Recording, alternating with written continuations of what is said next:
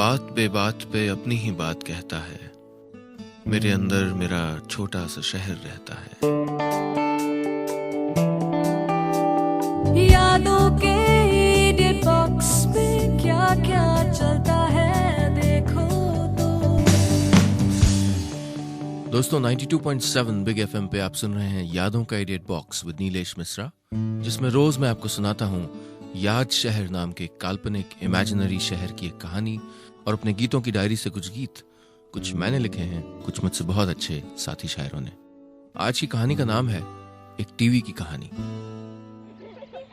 मेरे बच्चे बड़े इंटेलिजेंट हैं, मैथ्स और फिजिक्स में चाहे जैसे हों, ये हर हफ्ते नए खर्चे करने का कोई कारण जरूर इजाद कर लेते हैं।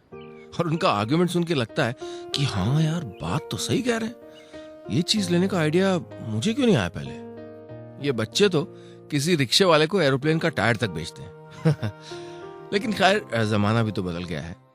याद शहर में जब मैं और मेरी छोटी बहन रहते थे तो कितनी जुगत भिड़ाते थे मम्मी पापा को किसी भी चीज लेने के लिए मनाने के लिए। हफ्तों प्लानिंग करनी पड़ती थी। माय गॉड, वीसीआर खरीदने के लिए तो महीनों लगे थे, स्ट्रैटेजी बना के सही दिन, टाइम, मूड देख के पापा के ऊपर अटैक करने में। उन दिनों मिडिल क्लास जीवन का यही तो मजा होता था। छोटी छोटी चीजों में खुश रहते थे और जब वीसीआर जैसी एक बड़ी चीज आ जाती थी तो उसकी कदर करते थे। खैर, मैं तो मस्त मौला आदमी हूँ, तब भी खुश रहता था, अब भी। देखिए ना, अच्छी वाली नौकरी है, चकाचक सैलरी है, 2 बच्चे हैं, एक बेटी सलोनी 7 साल की है, एक बेटा माही 12 का। मेरी वाइफ अर्चना एक बैंक में अच्छी पोस्ट में है।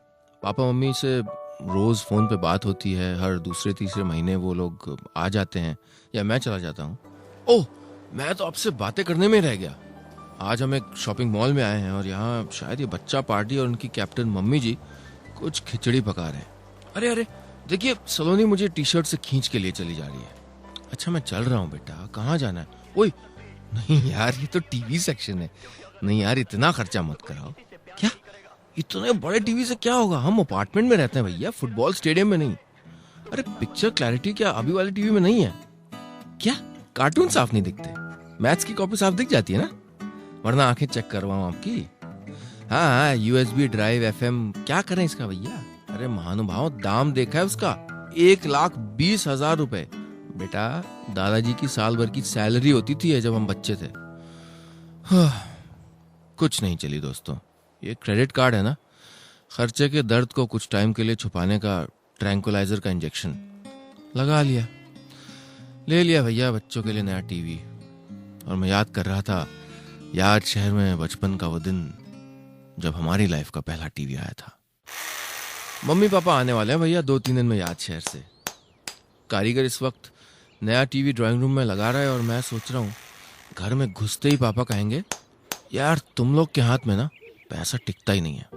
और मैं कहूँगा, अरे पापा, पैसा तो हाथ का मैल है और मैल धोते रहना चाहिए। फिर सब हंस पड़ेंगे। पापा मम्मी जब घर आते हैं मिलने, जब हम लोग एक साथ बैठ के हंसते बोलते हैं तो याद शहर के वो पुराने दिन याद आ जाते हैं।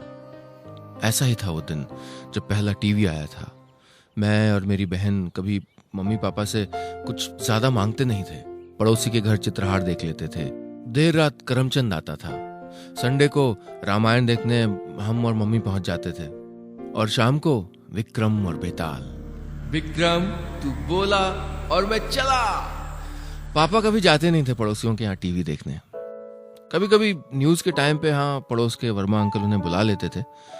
यूं तो पापा हमेशा ऐसा महसूस कराते थे कि वो बड़े इंटेलेक्चुअल टाइप हैं, लेकिन मैं जानता हूं कि वो सीक्रेटली चित्रहार से लेके करमचंद तक सारे प्रोग्राम खुद भी देखना चाहते थे। एक दिन घर पे एक बड़ी बैठक में एक बहुत बड़ा फैसला किया गया कि एक नया टीवी आएगा।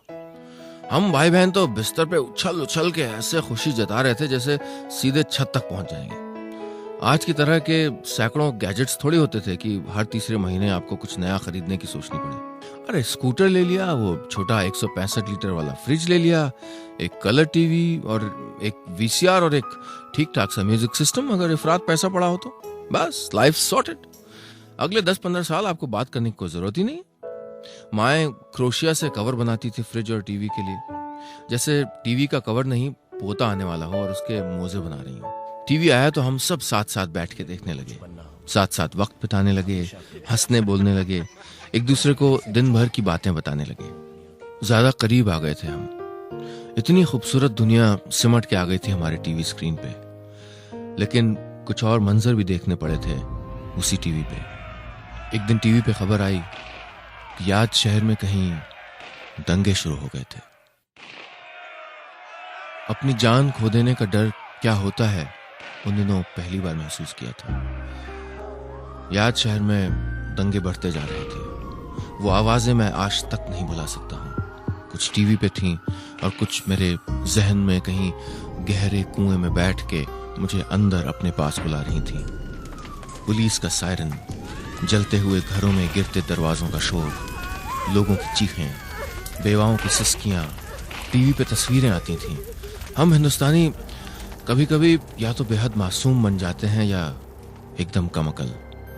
कैसे देश के अलग अलग हिस्सों में धर्म के नाम पे हम लोग कितनी आसानी से लड़ जाते हैं। मैं और मेरी बहन डर के रजाई के अंदर बैठे रहते थे, लेकिन जो ताकत हमें हैवान बना देती है उससे बहुत ज्यादा बड़ी एक और ताकत होती है जो हमें इंसान बनाने पे तुली रहती है। कुछ दिन बाद डर के काले काले बादलों में से उम्मीद की एक सहमी हुई किरण झांकने लगी। अपने उसी छोटे से कलर टीवी पे हमने देखा जो लोग एक दूसरे की जान के पीछे पड़े थे, उन्हीं के बुजुर्ग साथ घर जा जाके लोगों को शांत कर रहे थे। दंगों में इंसानियत कुछ दिनों के लिए अपने घर से डर के भाग गई थी। उस दिन शर्म खा के लौट आई थी। हमने टीवी पे देखा सब गले मिल रहे थे, माफी मांग रहे थे। एक दूसरे के मजहब के लोग एक दूसरे के लिए खाना बना रहे थे, साथ प्रार्थना कर रहे थे और जल्दी ही एक बार फिर हम सब साथ टीवी देखने लगे थे। दर्द के इतने भयंकर सागर मंथन के बाद भी हम साथ थे। लेकिन अब तो दुनिया बदल गई है। अब तो मैं ये भी नहीं जानता कि मेरा पड़ोसी कौन है, उसका नाम क्या है। अगर बाहर कहीं मिल जाए तो पहचानूंगा नहीं कि ये वही आदमी है जिसके घर के किचन की खुशबू मेरे घर तक आती है, जिसके घर में मेरे घर के बच्चों की हंसी सुनाई देती होगी। दरवाजे पे घंटी बजी, कोई आदमी आया था। मैंने पहचाना नहीं। बोला, आप शायद मुझे नहीं जानते, मैं आपका नेक्स्ट डोर नेबर हूँ, नदीम।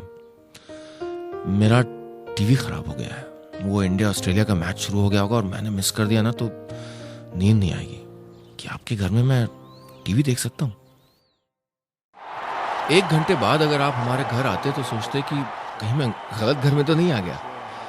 मेरे साफ सुथरे तरतीब से सजाए खामोश घर में टीवी पे जोर जोर से क्रिकेट मैच चल रहा था। कॉफी के 2 राउंड खत्म हो चुके थे। नदीम ने एड ब्रेक्स में चुटकुले सुना सुना के हमारे पेट में दर्द कर दिया था। यार, मुझे कोई आइडिया ही नहीं था कि इतना मजेदार आदमी मेरे घर के ठीक बगल में रहता है और उसे मेरे बारे में कुछ नहीं पता था। वो तो भला उसके खराब टीवी का कि वो भूला भटका यहाँ आ गया। कुछ देर में उसकी वाइफ सबा भी आ गई। अर्चना और सबा की तो 20 मिनट में ऐसी दोस्ती हो गई जैसे 20 साल की सहेलियां हो। मुझे लग रहा था जैसे याद शहर की बचपन की वो जिंदा दिली और प्यार भरी शामें कुछ पलों के लिए मेरे बड़े से शहर में जिंदा हो गई थी। कहाँ खो गए यार वो दिन? कब हम खुद से इतने अनजान हो गए, अपने लिए इतनी सी दोपहरें भी नहीं बचा पाए। मैच क्लाइमैक्स पे था, कांटे की टक्कर थी। भाई, बीवी मेरी उस दिन मेहमान नवाजी के फुल फॉर्म पे थी। पकौड़ियाँ, मीठा, चिप्स, समोसे सब एक के बाद एक चले आ रहे थे। मैंने सोचा कितने शौक से सब कर रही है अर्चना। कितनी अकेली हो गई थी।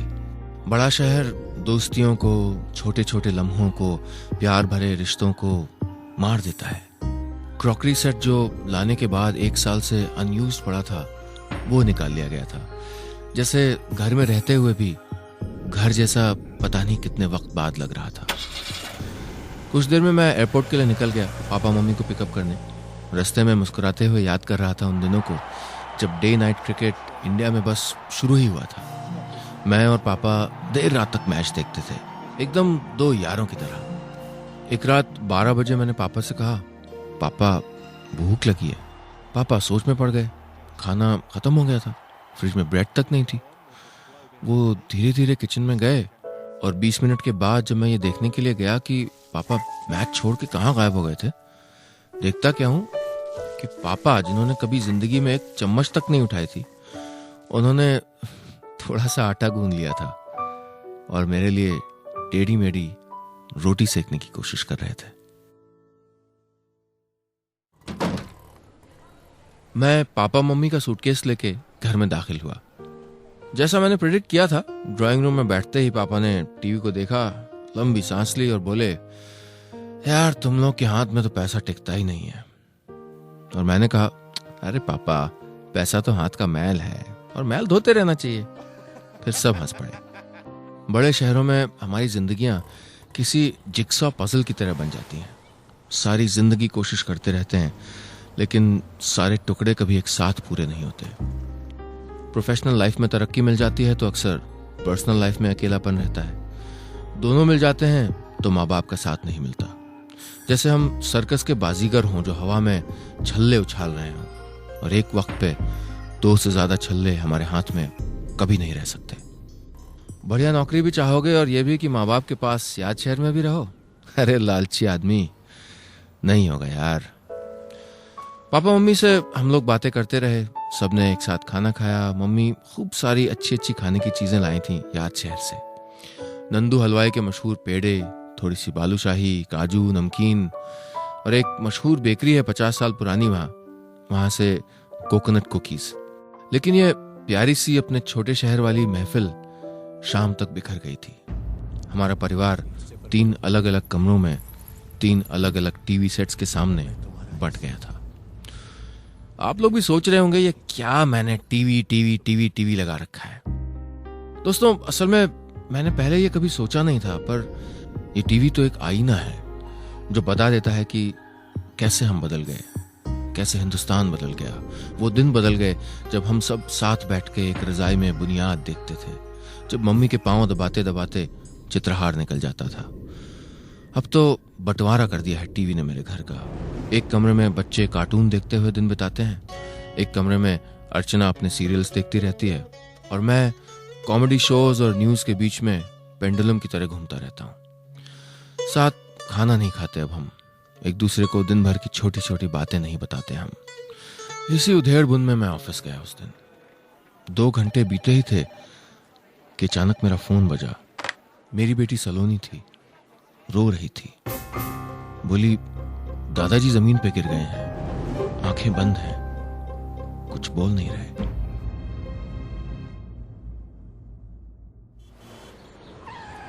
मुझे नहीं लगता कि उस दिन से ज्यादा रैश ड्राइविंग मैंने पहले कभी की होगी। मैं ऐसा नहीं हूं, लेकिन उस दिन हालात ही कुछ ऐसे थे। घर पे पापा जमीन पे पड़े थे, आंखें नहीं खोल रहे थे। यही बोली थी सलोनी। अर्चना ऑफिस गई थी, घर पे बस मम्मी थी और बच्चे। बदहवासी में घर पहुंचा, कोई नहीं था, दरवाजा बंद था। मैं बड़ी देर तक दरवाजा भड़बड़ाते रहा। क्या ये लोग हॉस्पिटल गए होंगे? मम्मी ने कैसे मैनेज किया होगा सब? मोबाइल फोन पे किया तो फोन अंदर ही बजता रहा।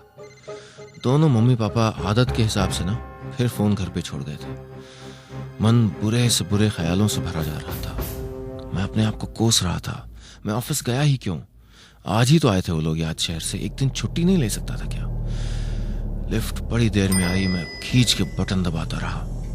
आखिरकार बिल्डिंग के नीचे पहुंचा, गाड़ी निकाली, गेट पे पहुंचा और सोच ही रहा था किस हॉस्पिटल ले गए होंगे कि देखता हूं सामने से नदीम चला आ रहा है अपनी गाड़ी में, और उसके बगल में पापा बैठे हैं जोर जोर से हंसते हुए।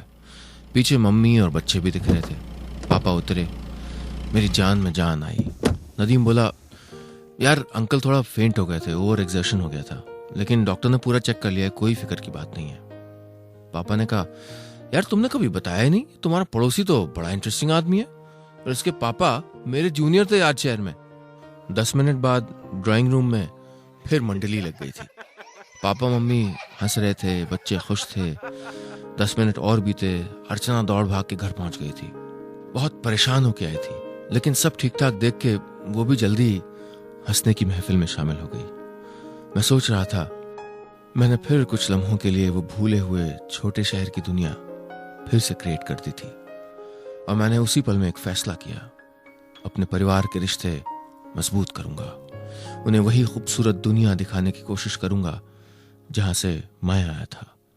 दोपहर में बच्चे जब स्कूल से वापस आए, अपने अपने कमरे में बैग रखने गए और कपड़े बदलने, अचानक दौड़ते हुए गुस्से में मेरे पास आए। मैंने 4 में से 3 टीवी बेच दिए थे। बस इतनी सी थी आज की कहानी।